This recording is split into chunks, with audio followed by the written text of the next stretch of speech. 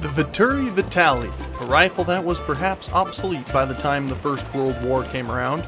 It is one of the newest scout rifles added to Battlefield in the Name of the Tsar expansion. The rifle saw some use in the hands of the Italians in World War I, and in 1916, the Russians purchased some to outfit their troops as well.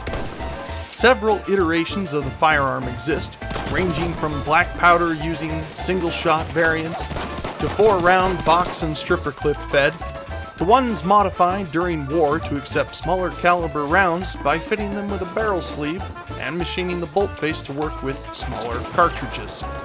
If anything, the Vetterli is a sure sign of war being the mother of necessity, and necessity being the root of invention. For an old rifle, it served well, and thanks to DICE and Battlefield 1, its glory shall live on, at least digitally. In Battlefield 1, there are two versions of this rifle that we can enjoy. The first is an infantry, and the second is a carbine. Both rifles sport 4 rounds total and are bolt action. Aside from some slight recoil advantage on the infantry, and some bullet spread reduction for the carbine, the two rifles are identical. They sport a fire rate of 46 rounds per minute, with bullets traveling at 440 meters per second. Max damage the weapons can perform is 100, with the minimum being 70.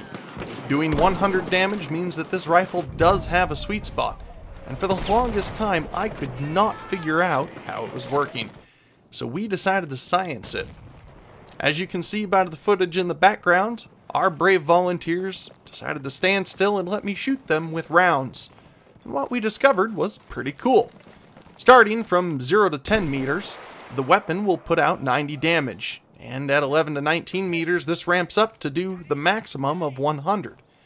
From 20 to 50 meters this rifle will be a one-shot kill if the shot is landed on the upper chest, head, or back. From 51 meters to 108, the rifle has a steady damage fall till it reaches its final damage of 70. I have yet to find a range at which the headshot is not instant death, so as always, those shots are definitely the best and you should always aim for them. However, in a pinch, the others will do just fine. Reload of the rifle is slightly unique as well. Having a reload speed of 0.76 seconds per round with a starting delay of 1.16 seconds and an ending delay of 1.06 seconds, this isn't too bad. It actually feels quite good in your hands. The reload speed for the stripper clips clock in at 1.67 seconds. Here is where things get interesting though.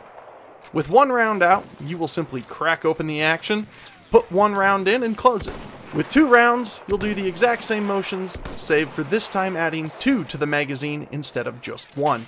However, if you have fired 3 rounds and only have 1 left inside the magazine, your character will simply eject the last round upon opening of the action, and instead insert a completely new clip of ammo. Not only does this save you some time, but it's just a neat feature that in general I thought was worth mentioning. So nice job DICE with that little bit of detail. The Vetterli Vitali is an odd rifle, and as such, I feel it falls into an odd role on the battlefield. I have had a very hard time trying to use the infantry version of this rifle, such to the point that I honestly figured I had wasted my time bothering to unlock it. Once I got my hands on the carbine version though, this opinion of mine changed drastically. While being somewhat of a more difficult rifle to use at range due to its slower muzzle velocity, the distance at which the sweet spot works plays perfectly into running with a squad. The improved handling and the sights of the carbine, at least in my hands, played perfectly into how we would run around and move together. And even though I was using the sidearm that would not have been my first choice, I still found it an effective tool for both close and long-range engagements. Using the improved sights of the carbine made target acquisition relatively easy, and lining up the longer headshots was not too bad either. Since there was no scope shine to have to worry about, I didn't have to worry about being counter-sniped. This being said, if you found yourself missing your first shot, or being the first target in close quarters, you are going to die. It doesn't have a fast enough action cycle to allow for 2 shots, and swapping to a sidearm is a long shot. Getting those assist counts as kills are going to be a big part of keeping yourself alive in game. And I found that in close quarters, I got an awful lot of them. Getting your hands on these two rifles is not as bad as you might think at first. To unlock the infantry variant of this rifle, you're going to have to score 15 kills with the M1903 experimental and 20 periscope spot assists. The 15 kills is not too hard to do. Just be quick on your trigger and run in groups towards the front middle. This will set you up in the best possible position to get some finishing blows on enemies your group happens to come across. I know it may seem like a bit of a dick move trying to do kill steals, but when your rifle just doesn't quite have the power that other primaries do, you're going to find that it's going to be your best way. I'm sure, in the long run, your teammates will either forgive you or forget about it. For the periscope assists, the best strategy I found was to go on to Sinai Desert on the British side.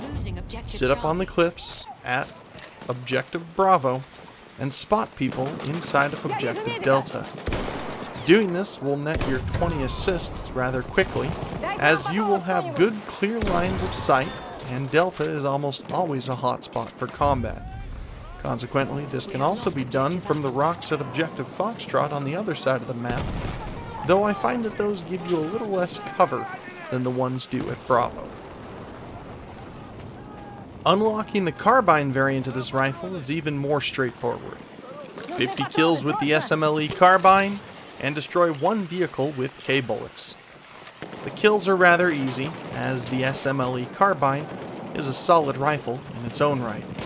Sporting 10 rounds and a pretty fast rate of fire, you shouldn't have too much of a time mopping up enemies with this, especially at medium range where its sweet spot is most effective. The K-bullets are also easy to use.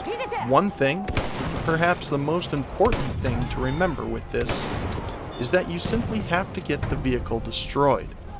This means you do not have to get the kill.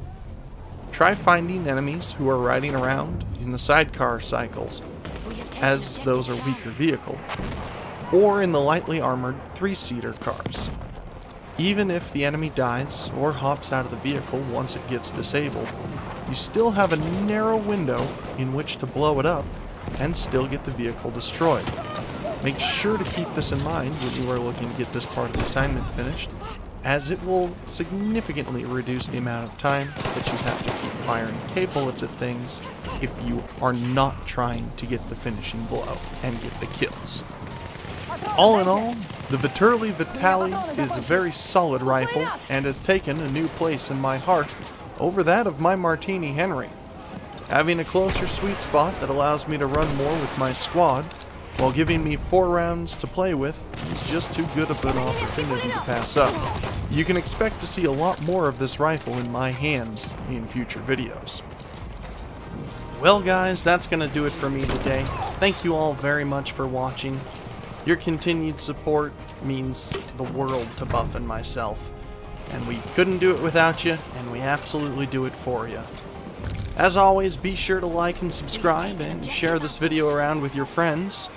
If you have any weapon reviews or anything that you'd like to see us do in the future, please feel free to leave it in the comments section below. And stay tuned to see more weapon reviews coming out on Battlefield's newest weapons from the Name of the Tsar expansion in the near future. From all of us here at the Misadventures, thank you so much for watching, and we will wind up catching you guys after a while.